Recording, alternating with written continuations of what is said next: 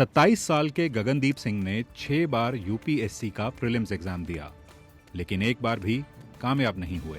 शुरुआत में होता है ना कि छोटी मोटी नौकरी करनी नहीं है और करना है तो बहुत बड़ा करना है।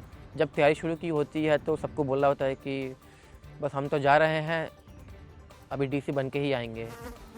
जिस दिन रिज़ल्ट आता है और आप अपना नाम लिस्ट में नहीं देख पाते हैं, तो आज भी वो दुख मेरे मन में है। गगनदीप का परिवार मूल रूप से जालंधर का रहने वाला है, लेकिन 30 साल पहले उनके पिता ने पोर्ट ब्लेयर में बसने का फैसला किया। पिछले कई साल कॉम्पिटिटिव एग्जाम्स की तैयारी करने के लिए गगनदीप दिल्ली में रहे, पर कामयाब नहीं हुए। एक अच्छा स्टूडेंट, अच्छा बच्चा है और इंटरेस्ट से पढ़ भी रहा है, तो उसको 100% गवर्नमेंट जॉब मिलना चाहिए थी।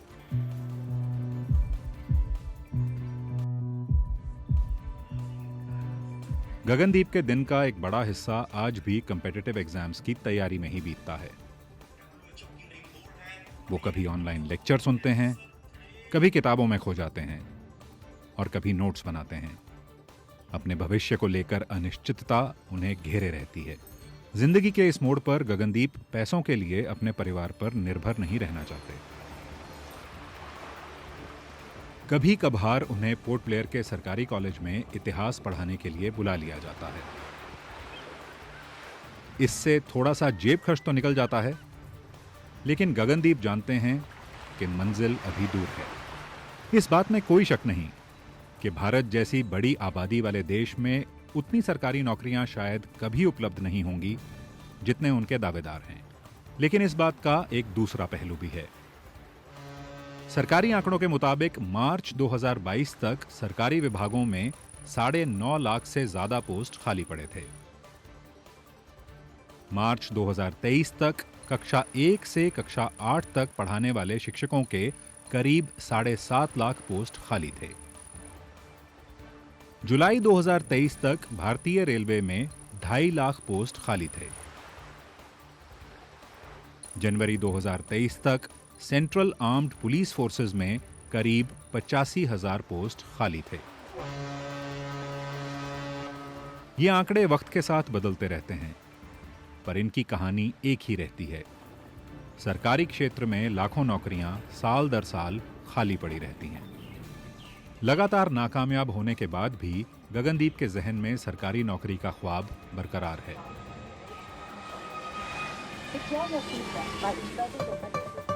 और अपनी किस्मत आजमाने के लिए गगनदीप ने फिर एक बार दिल्ली जाने का फैसला किया है।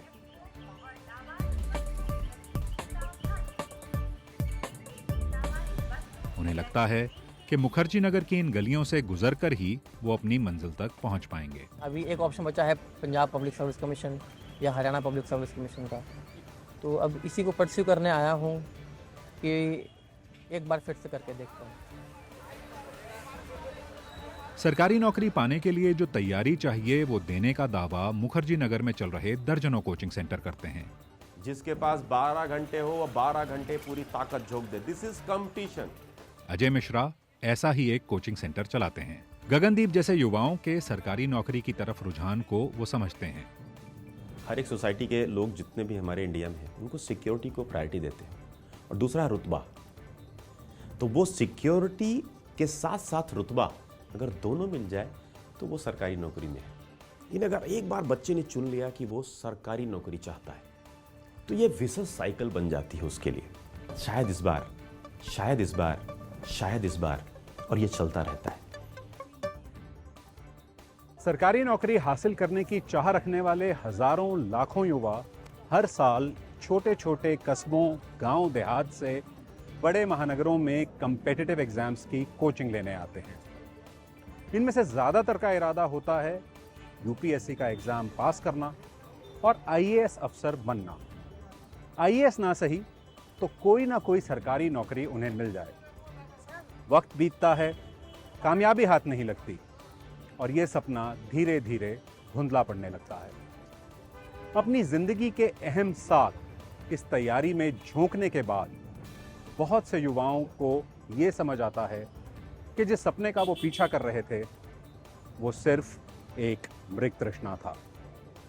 केंद्र सरकार का कहना है कि वो युवाओं को स्वरोजगार के लिए प्रोत्साहित करने के लिए प्रधानमंत्री मुद्रा योजना जैसी स्कीम्स चला रही है। मुद्रा। लेकिन सरकारी आंकड़ों पर नजर डालें तो ये साफ है कि सरकारी नौकरी की चाह रखने वाले लोगों में कोई कमी नहीं आई है। संसद में दी गई जानकारी के मुताबिक साल 2014 से 2022 के बीच करीब 22 करोड़ लोगों ने केंद्रीय सरकारी नौकरियों के लिए आवेदन किया। इसी अवधि में जिन लोगों को सरकारी नौकरी के योग्य पाया गया, उनकी संख्या मात्र 7 लाख के आसपास थी। तो बड़ा सवाल एक ही है, सरकारी नौकरी के लिए ऐसी होड़ क्यों? जब आप नौकरी के बारे में सोचते हैं, आप इन सब चीज़ों के बारे में सोच रहे हैं। आप तनख्वाह के बारे में सोच रहे हैं, job security, work hours, work conditions, benefits. अगर आप देश में आज देखें तो इस तरह की अच्छी नौकरी कहाँ मिलेगी? मोस्टली वो अब सरकारी क्षेत्र में सीमित रह गई हैं। रोजगार मेले की संकल्पना। केंद्र सरकार का कहना है कि रोजगार मेलों के तहत खाली पदों को मिशन मोड में भरा जा रहा है। सरकार का दावा है कि अक्टूबर 2022 से नवंबर 2023 के बीच देश भर में आयोजित किए 11 रोजगार मेलों में 7 लाख से ज्यादा लोगों को अपॉइंटमेंट लेटर्स दिए गए। एक खुशहाल जिंदगी का सपना लिए हजारों युवा हर दिन इस भीड़ का हिस्सा बनते जाते हैं, लेकिन मंजिल गिने चुने लोगों को ही मिलती है। अपने सपनों का पीछा करते करते कब इनमें से ज्यादातर लोग इसी भीड़ में गुम हो जाते हैं, ये पता ही नहीं चलता।